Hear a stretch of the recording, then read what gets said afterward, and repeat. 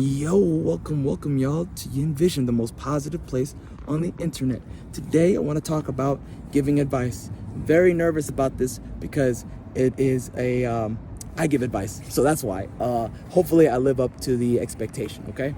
So here's the thing. There are 5 criteria, in my opinion, of how to grade someone giving you advice. You can pretty much determine yourself if this person is someone you should trust and take their advice, take action on it, or if it's somebody you shouldn't take too seriously, okay? Disclaimer, you should always kind of zoom out and, look around and shop around for various different types of people for advice, okay? Don't ever just go from one source, okay? Even me, go to different sources, go to different places, go ask different people. It's going to help you only. Very few times in life has getting more information hurt somebody. Very few times.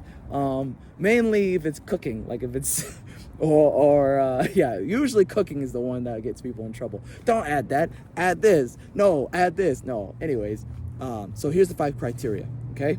Sincerity, body language, expertise, the peer review, online fact checking, and then finally, last but not least, it's their track record, so their history. So let's start with the track record history. Look at the person's history of giving advice. Has it backfired on people? Okay, ask around, look around. Someone knows something. Hopefully, they all give pretty good general advice. Now, sometimes there could be some nuance there where somebody gives like some, they'll say something that's kind of more, subjective. That's fine. Just again, you're looking at the overview, the trend, right? Is the trend, of this person helping them? Have they uplifted them? Have they assisted them in some way? Then that person's probably okay. And the next one is, peer review.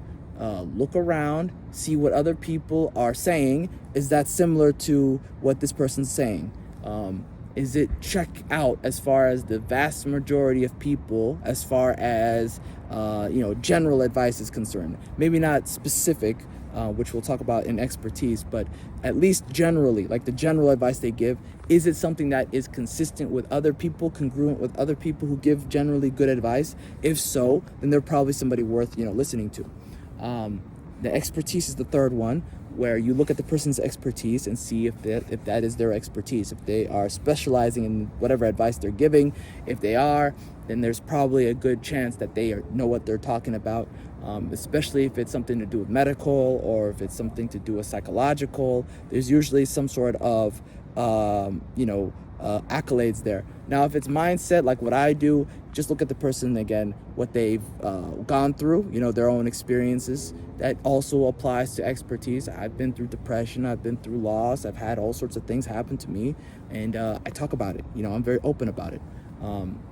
And so there's that. There's also, of course, online fact checking. You're going to check online. You're going to see if this person is consistent with what they're saying. Other people are saying the same thing, or if other people have had history of the same problems and they came to the same conclusions. That one's more of like a myriad. That's like an all catch-all kind of thing. Maybe you go to like Reddit, or if you go to like YouTube, or if you go to like Twitter, Telegram, all these social media places. Real life, of course, same thing. Fact checking online can also mean blogs. It can mean podcasts. There's like a myriad of different sources. I think that's very helpful. And last but not least, sincerity, body language. Does this person look like they're trying to scam you? And by looking like, I mean the behavior, the activity. Do they not give eye contact? Are they fidgety? Are they nervous all the time? Are they, giving signs of a rug pull, basically? Are they a super duper, like, smooth talker, man? I'm just trying to, sell you something. And then you got that, that creepy vibe. Like, ooh, this guy's a creep. This happened to me a couple of years ago, 2 years ago, actually, now that I think about it, where there was a guy, and I had it in my gut. I said, this guy is not trustworthy. But unfortunately, someone I did trust vouched for him, okay? Very much so. Now, I didn't know at the time this person had a financial incentive, okay? So as a result, I lost trust in that person, right? I had lost faith in the said person, the person in between, the liaison, right? This person who I considered at the time, my friend. And so as a result, that friendship ended. I walked away from that, washed my hands of it. But I learned a very valuable lesson to go with my gut. If I have that sinking feeling of, ooh, this person's scum, and I just, I go with it now. I just go with it. And so it takes a while to like learn to do that. That took years to develop. And I did not fall into believing in it at that time. And so I learned from that, and it was really hard, very hard lesson to learn, because I knew what I knew, but I just kind of moved forward with that. I was like, oh, no, I don't think so. Maybe I'm just crazy. And so that's part of confidence as well. Part of your ability to recognize, oh, I know what I'm talking about. And so those are the 5 criteria, but that's my opinion. What's your opinion? Let me know in the comment section below. Have a great day. God bless.